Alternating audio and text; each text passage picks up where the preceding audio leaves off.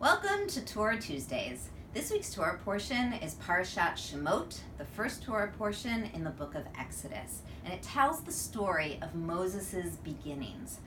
Moses was born at a time of great peril. There had been an edict that went out throughout the land of Egypt, given by the Pharaoh, instructing all midwives that when they go to help the Israelite women deliver the babies, that if a baby boy is born, they needed to kill the baby boy instantly and not let it even take its first breath. So how does Moses come to be? Well, the Torah tells us that there were actually two extraordinary women named Shifra and Puah, who were midwives who were tending to the Israelite women. And the Torah says that these two women felt called by a law that was greater than the law of Pharaoh. They felt called to a sense of justice and goodness and truth that was greater than the political environment in which they lived.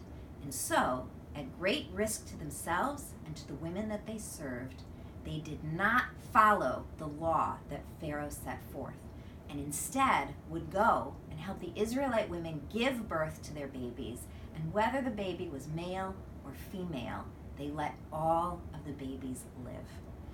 This is sometimes known as the first act of civil disobedience recorded in the Torah, and it was perpetrated by two women.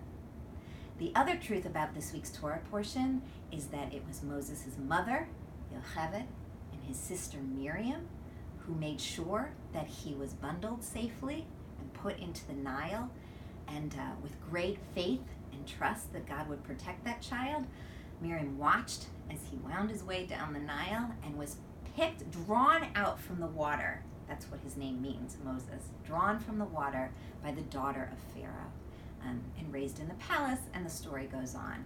But the truth of this week's Torah portion is that were it not for the bravery, the strength, and the faith of 5 extraordinary women, Moses would not be.